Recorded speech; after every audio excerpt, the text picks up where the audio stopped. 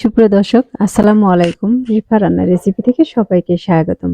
আজ আমি আপনাদের মাঝে শেয়ার করব বাঁধাকপি দিয়ে খুবই মুসমুসে একটি পকোড়া রেসিপি। এই পকোড়াগুলো খেতে কিন্তু খুবই টেস্টি আর উপকরণও কিন্তু বেশি লাগে না। ঘরে থাকা মাত্র কয়েকটি উপকরণ দিয়ে কিন্তু এই পকোড়াগুলো বানিয়ে নিতে পারবেন। আশা করছি আমার আজকের এই রেসিপিটি আপনাদের কাছে খুবই ভালো লাগবে। আর রেসিপি ভালো লাগলে ভিডিওতে অবশ্যই একটি লাইক দিয়ে শেয়ার করার অনুরোধ রইল। আর আমার এরকম নতুন নতুন রেসিপিগুলো দেখার জন্য আমার চ্যানেলটি অবশ্যই সাবস্ক্রাইব করে আমাকে সাপোর্ট করবেন। তাহলে আর কথা না বাড়িয়ে চলুন আজকের মূল রেসিপিটি দেখে নেই। আজকের এই রেসিপিটি বানানোর জন্য প্রথমে আমি চুলায় একটি কড়াই বসিয়ে দিয়েছি আর এর মাঝে দিয়ে দিচ্ছি আমি 2 টেবিল চামচ পরিমাণে রান্নার তেল আর দিয়ে দিচ্ছি কিছুটা পরিমাণে আস্ত জিরা। জিরাটাকে আমি কয়েক সেকেন্ডের মতো ফুটিয়ে নিয়েছি, তারপর দিয়েছি আমি হাফ কাপের মতো পেঁয়াজ কুচি। পেঁয়াজটাকে তেলের সাথে নেড়েচেড়ে একটু ভেজে নিতে হবে।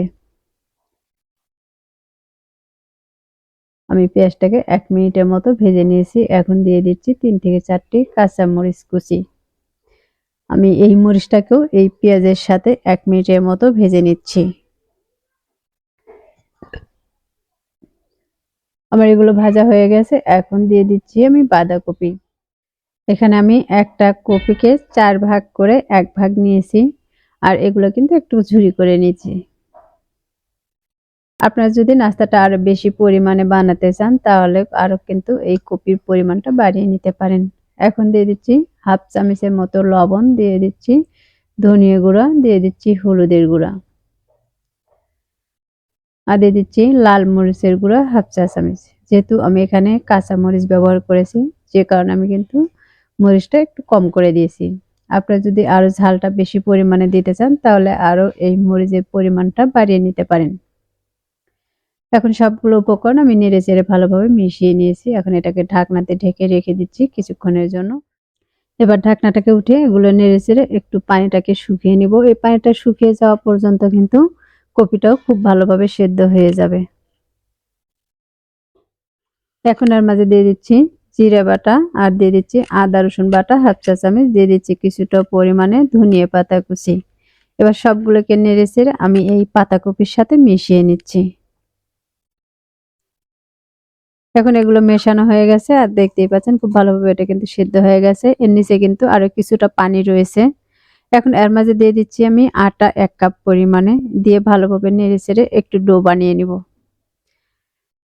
পাতাকপিটা কিন্তু একদম ভাজা ভাজা করা যাবে না। নিচে যখন হালকা পানি থাকবে তখন কিন্তু এই আটাটা দিয়ে দিতে হবে। আটাতে দিয়ে এগুলোকে নেড়েচেড়ে একটু মিশিয়ে নিতে হবে। এগুলো মিশিয়ে নিলে কিন্তু একটু ডো হয়ে যাবে। এখন চুলাটা অফ করে দিয়েছি আর এটাকে কিন্তু আমি ঢাকনা দিয়ে ঢেকে রেখে দিব, দিয়ে কিছুটা ঠান্ডা করে নিব। আমি 1 থেকে 2 মিনিটের মতো ঢাকনা দিয়ে ঢেকে রেখে দিয়েছিলাম। এবার ঢাকনাটাকে উঠিয়ে আবার এগুলো কিন্তু একটু নেড়ে নিচ্ছি।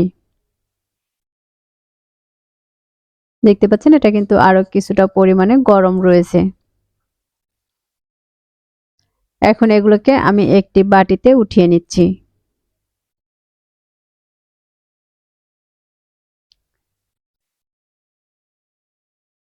এগুলো বাটিতে উঠিয়ে নিয়েছি। এখন হাত দিয়ে কিন্তু এটাকে আবারও একটু মথে নিচ্ছি।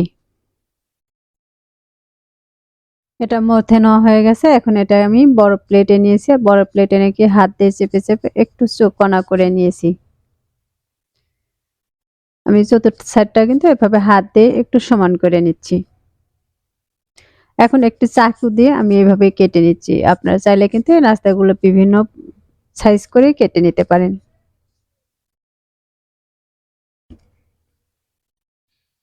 আমি প্রথমে এরকম করে লম্বা করে কেটে নিয়েছি। এবার সাইডের বাড়তি অংশটাকে আমি কেটে উঠিয়ে নিচ্ছি।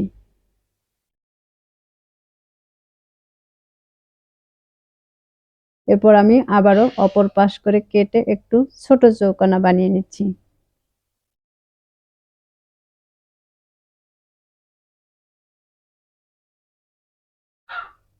এরপর এটাকে আমি একটু কেটে কোনাকানি করে নিব। এটা 3 কোণার শেপে কিন্তু বেশি ভালো দেখা যায়, যে কারণে আমি কিন্তু 3 কোণার শেপে কেটে নিচ্ছি। আপনারা চাইলে কিন্তু এগুলোকে চৌকোনা শেপেও কেটে নিতে পারেন। এবার এখান থেকে আমি একটি উঠিয়ে নিচ্ছি।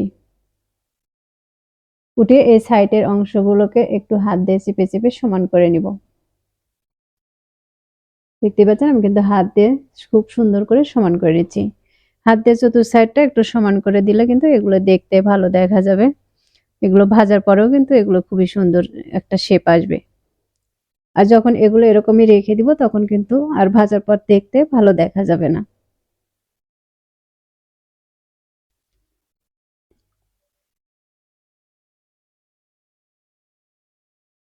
আমি একইভাবে কিন্তু সবগুলো পিঠার চতুর সাইডটা উঠিয়ে তারপর কিন্তু এগুলো হাত দিয়ে খুব সুন্দর করে সমান করে নিচ্ছি।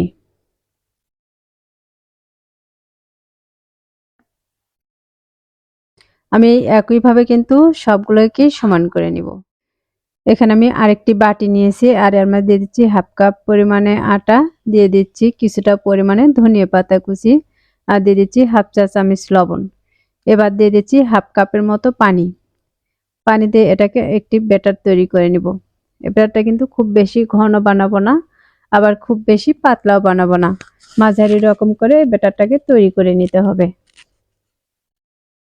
আমি এগুলো একটি চামচ দিয়ে খুব ভালোভাবে মিশিয়ে একটি ব্যাটার তৈরি করে নিচ্ছি।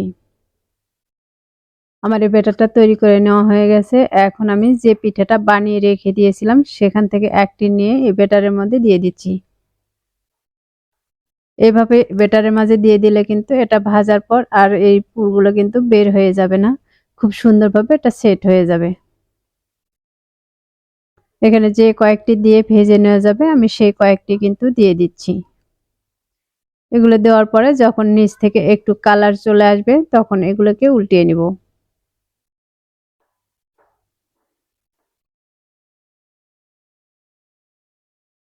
এখন এগুলোকে আমি উল্টিয়ে নিচ্ছি আর দেখতে পাচ্ছেন এর নিচে কিন্তু একটু কালার চলে এসেছে আর কিছুটা কিন্তু শক্ত হয়ে গেছে। আমি উল্টিয়ে পাল্টিয়ে কিন্তু এগুলোকে খুব মুচমুচে করে ভেজে নিব। আর প্রতিটা পিঠাই কিন্তু একটু লাল গোল্ডেন কালার করে ভেজে নিতে হবে।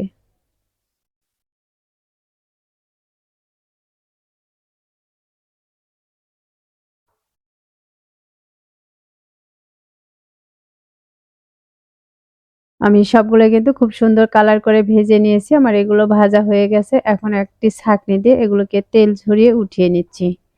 আর একইভাবে কিন্তু আমি সবগুলো পিঠাই ভেজে নিব।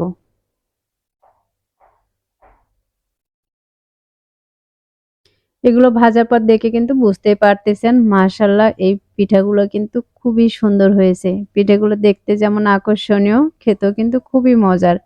এই পিঠাগুলো পছন্দ করে না এমন লোক কিন্তু খুব কমই আছে। তাহলে দর্শক আশা করছি আমার আজকের রেসিপি আপনাদের কাছে খুবই ভালো লেগেছে আর সহজও লেগেছে। রেসিপি ভালো লাগলে ভিডিওতে অবশ্যই একটি লাইক দিয়ে শেয়ার করার অনুরোধ রইল। আর রেসিপিটি বাসায় অবশ্যই ট্রাই করবেন। আর আপনাদের কাছে কেমন লেগেছে তাও আমাকে কমেন্টে লিখে জানাবেন। আমার চ্যানেলটি এখনো সাবস্ক্রাইব করে না থাকলে চ্যানেলটি সাবস্ক্রাইব করার অনুরোধ রইল। তাহলে আর কথা না বাড়িয়ে আজকের মতো এখানেই বিদায় নিচ্ছি। সবাই ভালো থাকবেন, সুস্থ থাকবেন। আল্লাহ হাফেজ।